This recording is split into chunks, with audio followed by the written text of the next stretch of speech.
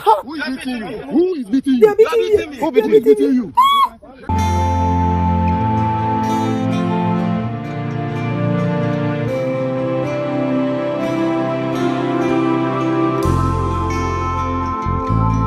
They are resisting the oppressor's rule.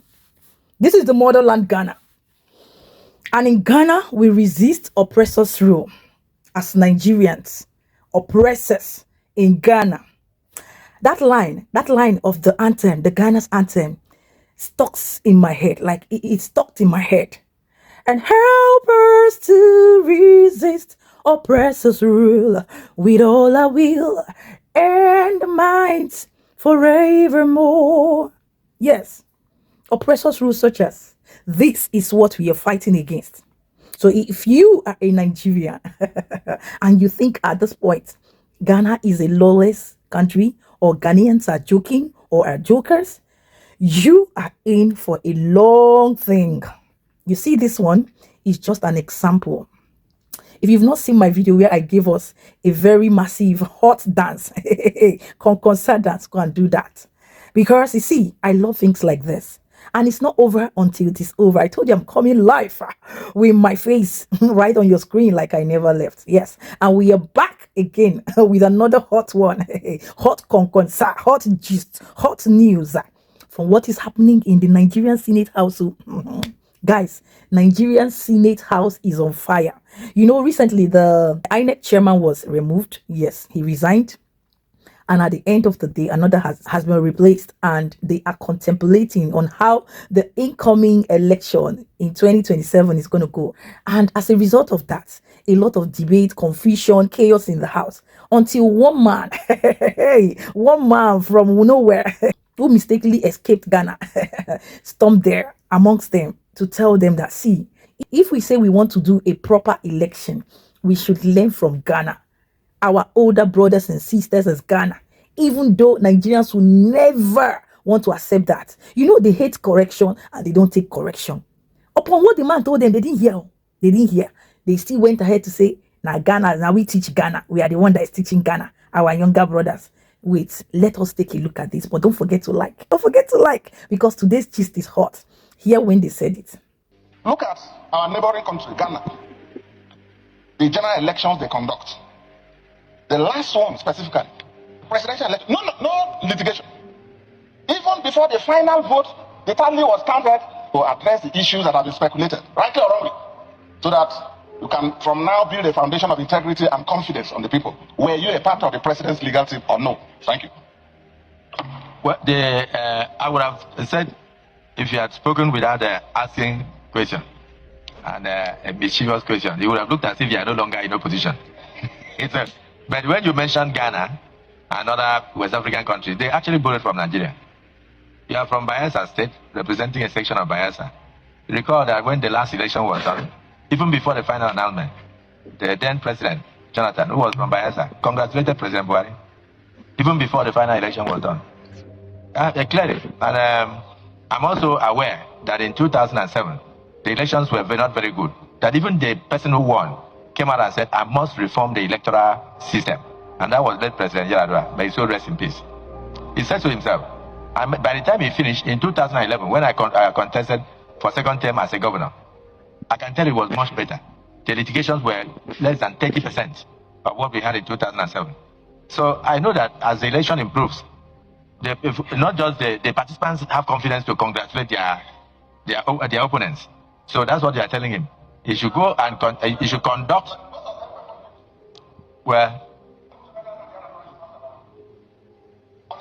what? Where what? At that time, PDP was not turned into shreds. No, Senator Ningi, at that time, the PDP was not turned into shreds. But there's no human being that is sane today that can even go to such a platform, because you are going straight into litigation. You are going straight into litigation. So let us not discuss with the incoming chairman of INEC as if we are giving him a clue, because you are going straight into litigations. Who is going to sign your form? Senator Sahabi Yao. Did you hear it? Did you hear when the Senate President, Godswill Akpabio, said Ghana learned from us? Or Ghana learned from who? You they play? Stop playing. Because if you play, you're going to learn, and you will learn the hard way. Ghana learned from you. You that Ghana helped to give independence. You and Ghana who got independence before each other. You see how hypocritical, lying-tongue, deceitful, pretentious you guys are. Even when you're seeing white, you're still calling it black. Who do honor this thing, Nigeria? Who did us this thing? How did we get here? Anyways, my brother Chimdi and some other truthful Nigerians have come out to tell us the raw and bitter truth. What it is for Nigeria, why they are running into your country and they have refused to come back. Why Chukwudi Ihenetu, the self-acclaimed fake king, has refused to unstool himself from a seat that he has been on for over decades now, and he has refused to step down. A seat that is being run just for 4 years interval as leaders. If actually there is even need for them to be fooling and messing themselves up in Ghana. Leader of who? Lordships of where? Nigeria. You're going to hear in this next one why it is that Nigerians have, refused to go back home, and what they should know, and how much impact Ghana has been impacting in the life of Nigerians. So many of them, even me. Don't worry, I will tell you more at the end. Let's hear all this video. Watch patiently to the end, though. Don't miss out on any of this. For my sake, subtle reminder, like, share, and stay subscribed if you like it on here. Let's continue. What has Ghana done for you that you always praise Ghana, that you always talk about Ghana like that? That is the question that a Nigerian man asked me. In fact, his name is Collins Igwe. Collins Igwe, I want you to listen to this video. I want to tell you what Ghana did for me, will make me the praise Ghana like that, than Nigeria. Yes. When Ghana adopted me, this is how I was looking. The watch out. This is how I was looking when Ghana adopted me. Finally, when Ghana took me in, see how I did look. Not only this, not only this. So many years ago, I cannot boast of 100 cedis of my own, like 10,000 naira. I no go fit boast. I don't have access to that kind of money. But today, after Ghana adopted me today, I dey count millions. At first, before Collins Igwe, to pay transport for myself, is hard for me because I don't have that kind of money. But after Ghana visited my life, I dey buy flight tickets as if I dey enter motorbike, Okada. I dey buy flight ticket, I dey fly for air now as if say Okada dey enter. After Ghana visited me, after Ghana took care of me, after Ghana adopted me like a mother, if I want to travel to Dubai now for vacation, I have the money to sponsor myself. If I want to go to Canada now, Ghana have made it possible for me. After Ghana adopted me as her son, because Ghana is a motherland, if you know, Ghana, a motherland. After Ghana adopted me, I have met men and women that are, how will I even say it? Men and women that are useful to the society, men and women that have, I don't even know how to explain it. I know people. When it comes to Ghana now, police, I get. Soldier, I get. Politician, I get. What has Ghana not given me? Ghana has given me everything that I needed in life, which your country, Collins Igwe, your country failed to provide for me, failed to give me. For you to be able to know who I am today, Collins Igwe, for you to be able to know who I am today, to even come and ask me questions, it's Ghana who made me. It's Ghana who brought me out. For you to even know who I am on social media, to even get the opportunity to ask me questions, is Ghana. Collins Igwe, I hope you are listening. You understand? So many of you, the Nigerians, say they need to catch people and flog people. You see, so many of you, the Nigerians, say you need to catch people and flog people because when I don't know, like I don't even know how to say it. Or should I say jealous spirit? Jealous spirit there inside our body. Whenever I hear this, that have to do with Ghana, just be like say this jealous, just like say anxiety, fear, do on our body. You people feel like you people have something that Ghana want to come and overtake people and collect from you. And that's how you people feel. When they feel say when I get something that no, Ghana is coming, Ghana will take it to hide it. Why? Why every time I get the jealous spirit for where Ghana? Whenever I hear Ghana, you people go just the shake, you people go the fear. See, look into my eyes, eyeball to eyeball. Read my lips and let me talk to you, Collins Igwe. You see me, that coffee, I'm a Ghanaian, a proud one, true son, a son of the soil. My blood, the blood that runs through my vein is the blood of the Ghanaian. And this is just the beginning. No? This is just the beginning. I will continue to which other way can I use to promote Ghana? Let me go. If it's possible to go and buy promotion in the market, me Black Coffee, I'll use my money that Ghana have made me to have to go and buy promotion and promote Ghana. Yes. If it will determine for me to see anybody who knows where they used to sell promotion, the person should tell me, I want to buy promotion to promote Ghana. I want to buy promotion to promote Ghana. I'm grateful to that country with all my strength because that country made me who I am today. That country made me, I'm able to put food on my table. I'm able to take care of my family. I'm able to take care of myself. I'm able to fly on air. I'm able to visit different countries. Honestly, will not provoke me. No provoke me. I am a Ghanaian. You understand? At least I have told you the things that Ghana have done for me. When make me carry Ghana for my head. That's not my family problem. Well, over another day. And I will continue to promote Ghana till that kingdom come. Bye-bye. Bye-bye.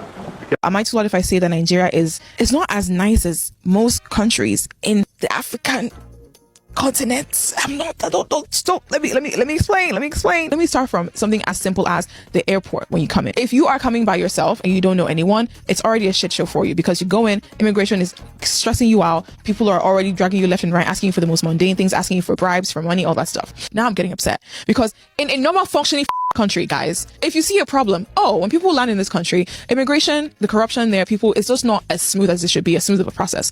Do you know what makes sense? To fix the problem, let's put more tables there. Let's hire more immigration officers. Let's teach them. Let's find them if they're going to charge people. Let's do things in place to make sure people have a smooth entry into your country. Do you know what my country did? They built businesses. They said, you know what?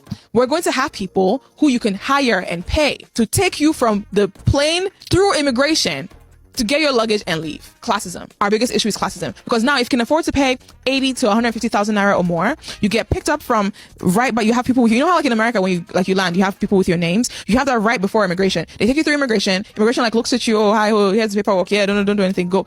Leave immigration. They don't even probably check your passport. And they take you there, pick up your luggage for you. They deliver you straight to your car. It's a service you pay for that you don't need to pay for. You shouldn't have to pay for because all it's doing is fueling more corruption within the system. How is that the first welcome into a country that you think people should have and you should be proud of? It makes no sense to me. A Ghana person can have money and wants to hide it because he doesn't want to help anybody. What? Yeah. That's why niggas be looking bummy. Yeah. They got money. No. Niggas looking like trash. Ghana, what about this little yam phone he has? Yeah, like, yam phone. See, can you be but you're like you don't. I mean, best will be redeeming. Ghana is the only. I tell my friends, Ghana is the only place you can find a rich person in a Range Rover, fully spec'd. He can sit in a car, see his friend or somebody by the street side, and roll down the way like, "Hey, Charlie, you the chilo." Yeah. Because he doesn't even want you to ask him, somebody can't be beat somebody beside his car. So Right. he does in the Range Rover chilling with his Cartier, all his rich stuff on. He roll out the window because he knows when you talk to him, who will be beside his car. Was that from Fule? Yeah, straight from fully. So he tell you straight, like, hey, Charlie, the chilo. Hey, you be highest. All of a sudden, you can't even open your mouth to say that. But Right. you know, like other, like I'm sure, like Nigerians, Right. bro, those people are different. Like I've done business with some Nigerian people, like the way they will just rush Right. to see their brother, like, hey, yo, boy, what's up? Have fun now, like. Let me help you out. Let me give you a hand out. And I feel like because of that too, like it's become a part of us. So it's like I don't want to do too much. Let me just like suppress that type of energy. I noticed that too. Ever since I've been in Ghana, like some Yeah. people, you try to help them, and as you're helping them, they're finding ways to fuck you over. Yeah, fuck you over. Yeah. That shit's crazy, bro. When you're trying to, yeah. So Right. Is entered. Let's go and listen to that video. By the Igbo king in Ghana, I meet other Igbo people because I not be Igbo. I ask their question, what did they happen? They really tell me what did they happen. And now this is, you see, Jude, na chief in be, he not be king, in father not be king. But in 2012, the Igbo community in Ghana here, they come together, they call elect Jude to be their leader. And the leader, in their own language, in Igbo language, is called Eze. And Eze, it means king. That is why they call her the king of Igbo in Ghana here. Then number two, you see that position, you're not supposed to spend more than 4 or 5 years there, they go do election. But Jude now, he take that position as a personal contract or personal throne, like say inherit her from a father, which other Igbo people, they're not like her. Then number two, from there, you go on to the appoint other people for other places. You go be the leader of this place, you go be the leader of this place. So, and other Igbo people too, they're not like waiting they do. Then number three, you go out now the way they carry body. If they carry body like say Inari King. No, you are just the leader of the Igbo community, not evil all the full Nigerians living in Ghana. Then from there, if you go on social media, you go see a picture with a MPP big wins politician. If you go on the same social media, you go see a picture with the NDC big wins politician. The question was some Igbo people they ask me, say, you be our leader. What do you define in the midst of politicians? You they look for contract, I be they look for appointment. You are a Nigerian man, you are a foreigner, you are stepping into the corridor of power. After Ghanaians cracker, they don't even like within the way they carry body, say Nari King. No. And I discover say Asa Yarega not be for the enemy. No. Asa Yarega because Asa Yarega in a APC, he not be NDC, he not be MPP. So they look at Asa Yarega has the charisma, has the energy to match her. That's why Asa Yarega they come after this guy. And be waiting, I find out on Saturday, if this guy not run, if they catch this guy, they go put all searching for his nose, put her for flight, take her and go back. I want you to watch this. I want you to watch this. Spewing your hate on Nigeria will not change any fact. It's mind-blowing that you ignore the ills of your society and talk about Nigeria. Let us see how South Africa will look when you mock 60 years of independence. There is no South African who denies the corruption of our government. There is no South African who denies the lawlessness in South Africa. There is no South African who denies what is wrong in our country. There is no South African who denies the brain drain that South Africa is suffering with our experts leading. There is no South African who denies that. But you are talking to a South African who is in South Africa because he believes in his country, because he believes in his people. If this country should ever go under, my brother, I will go under with her. Do you know why? Because this is what God, when I say God, I mean the generator, organizer, and dispenser of reality. This is my assignment. And this is what separates me from an animal. That as a man, I create and enjoy the fruits of my creation, and an animal will migrate and go and reap where he has not sown. I am in my country and I am part of the solution. And I will teach my children to be part of the solution. That when South Africa is prosperous and that all of her children are profiting from her, then you go and travel. When South Africa no longer needs your voice, when South Africa no longer needs your strength, when South Africa no longer needs your presence, then you go and travel. Because when you get there, you will be admired, you will be respected, you will be treated with dignity. If not, then you can, with pride, say, I am going home to reap the fruit of my labors and my father's labors and my mother's labors and my grandparents' labors and my great-grandparents' labors going back. Now, sorry, I lost my voice. And whenever I lose my voice, I tend to use accent because that's the only way I can talk.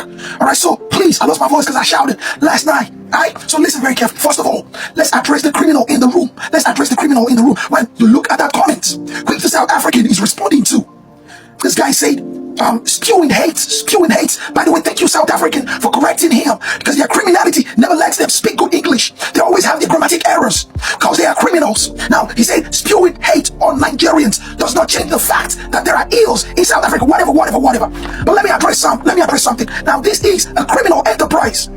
This is a criminal statement to distract you from knowing what the truth is. Now, what is the truth? Spewing hate on Nigeria has a way to bring greatness to you in saving your society. How do I mean? I'm going to explain this. Now, what is hate on Nigeria? Hate on Nigeria, spewing hate on Nigeria is an evidence, is an automatic evidence to your subscription on anything that has integrity, dignity, and honor. And these are things that are required to build a society, which means that once you are knowledgeable and you love your society, once you love doing the right thing, once you love honorable things, once you love things with dignity, once you love things that are transparent, it is automatic that you will hate Nigerians. You will spew your hate on Nigerians. It's automatic. Which means that your spewing hate on Nigerians is an automatic evidence or proof on grounds that you are acquainted or subscribe to honorable things, to honor, to integrity, to dignity. Do not allow these criminal statements distract you from focusing on what is right. The right reaction, automatically, the right reaction. See, once you are upright, the evidence is that you infer irritation and hate on anything that has a criminal enterprise. And by this, we mean Nigeria. Nigeria is a criminal enterprise. Nigerians are naturally criminals. They are founded and born in criminality. So don't be swayed. Secondly, this South African said something that made me realize that South Africans are actually people with great knowledge. It's not about being patriotic, it's about being knowledgeable. South Africans are filled with wisdom. It's not about being patriotic, right? So now he said something. He said it is only an animal that goes to reap where he has not built. It's only an animal that goes to reap where he has not sown. And that reminded me of Nigeria. Wow, to know that animals obviously go to places to reap what they have not built. And that's why they resort to stealing, they resort to oppression, they resort to victimization, they resort to primitivity, they resort to becoming predators. And when you look at this, you see that this is the exact nature of Nigerians. And that's exactly what makes them criminals. Wherever they come, wherever they go to, they like to oppress, they like to victimize, they like to become predators, they like to steal, they like to destroy. Why? Because they love to go to places that they did not build to reap. It's only an animal that goes to places where he has not built to reap or eat.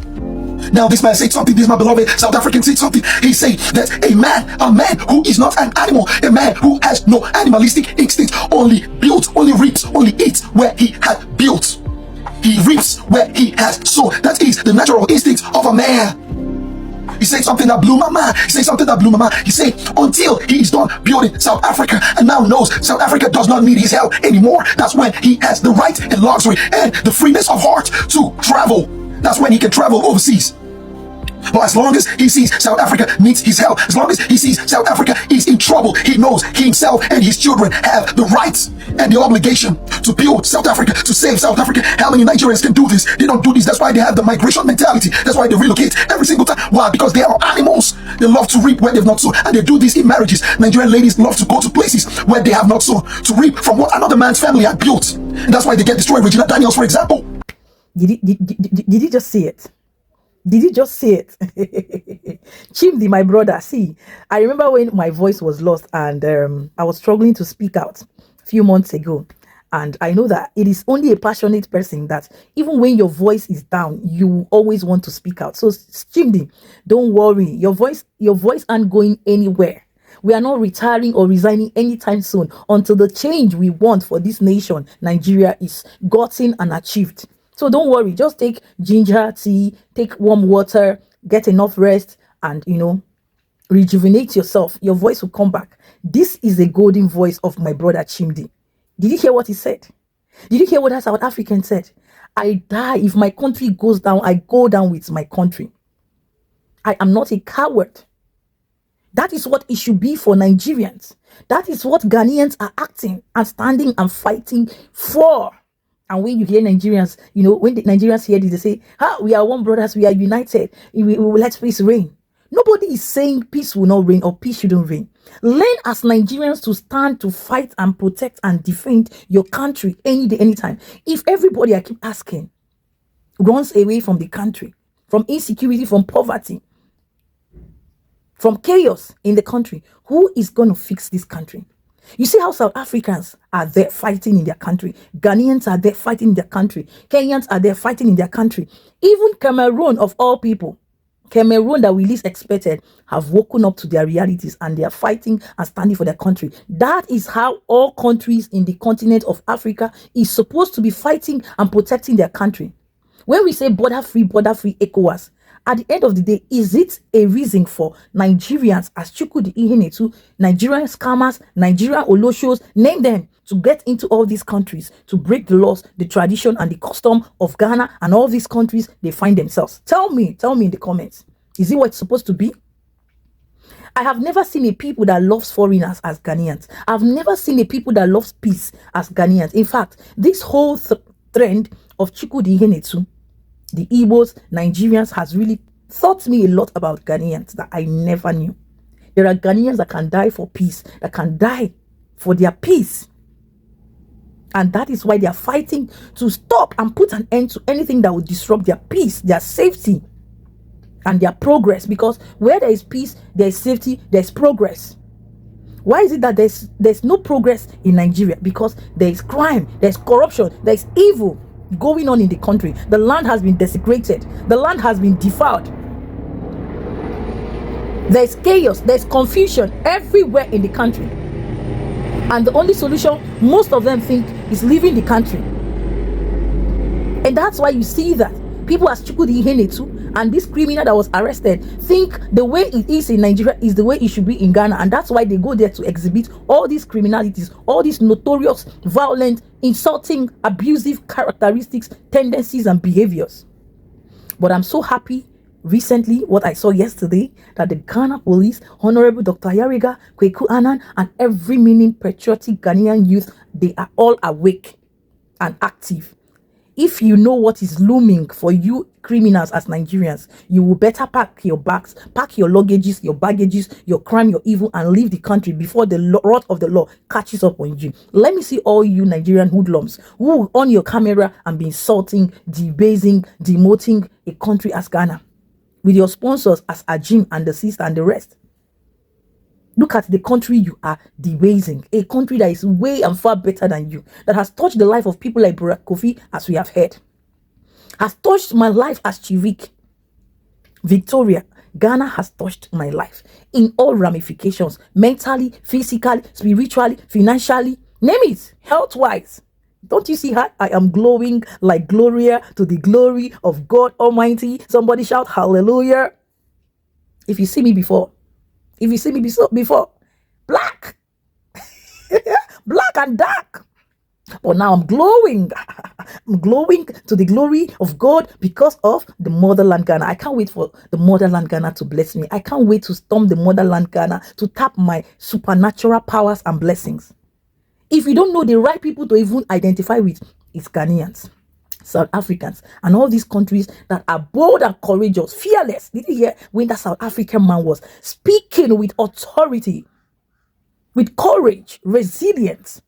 That's the spirit of lions, victors, conquerors, victorious people. Exactly.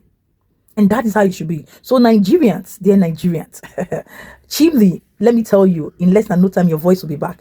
We aren't backing down anytime soon. Brakofi and the rest of all you Nigerians who are truthful, even this one that has exposed to us that the tenor that is stipulated for this man to lead people that I don't even know. I don't know if they are blind, because it is only blind people at the end of the day that goes to another man's country and start looking for their leaders, looking for whom to lead them. You see a blind man leading blind man. Look at Chuku the Ihenetu. Look at the people he's leading. IPOBs, Biafrans, Confucianists, terrorist groups. Look at their leader has been held captive, yet they don't want to learn. The most stubborn and chaotic set of tribe I've ever seen. Call it tribalistic, but I must tell you people the truth, because I know there are still people who think right, which is Chimdi as an Igbo man, which is me as a Nigerian from the south region of Nigeria. Not all, that's why I tell you, crime does not select tribe, nationality. It depends on whom you are, what you stand to represent. And that is why till I breathe my last, I will use every life in me, everything in me to stand to protect and defend and, create impact, change in my country. So if you want to know what I'm doing here on this channel, on my platforms, I am here to defend and protect and change, impact change in my country against external invaders, and also standing up for countries that have been there right from time immemorial, such as Ghana, South Africans, and that deserves their accolades. They deserve their flowers. They deserve to be respected. They deserve to be honored because they have made impact. Do you know how much change and impact Ghanaians, South Africans have been making, Kenyans and all these other African countries in the continent of Africa? Without sentiment, emotion, or bias, I can beat my chest to prove that beyond every reasonable doubt. So no matter whom you are, as a Ghanaian, as a South African, as a Nigerian, as a Kenyan, in fact, as an African, stand to defend your country from oppressors' rule, from the hands of external invaders. So help us, God. God bless our homeland, Ghana, and make our nation great and strong. And help us at the end of the day to resist oppressors' rule with all our will and might forevermore. So help us, God. Guys, we've seen what we have here for today. I don't know, what are your thoughts? Kindly share them in the comments. I decided to come here to grace your timeline and let's have all this going on. Look at how Nigerian leaders, politicians are recognizing the good works that you people have, planted out in line, in sync for others to follow. Whether they like it or not, they must learn. If they fail to learn, they will learn the hard way. That is it, and that is that. So this is where we draw the line for this episode. I will see you in my next one. But please don't forget to like this video, share, and stay subscribed. And I will see you when next I will see you. This is me, Chivik Inspirations, aka Yer Asantewa, aka Vibe with the Ambassador, aka Tando for South Africa. Call me whatever you feel like down there in the comments, and I'm all yours. Until then, do have a blessed, a lovely, a peaceful, a sweet, and a successful day out there. Ciao, ciao.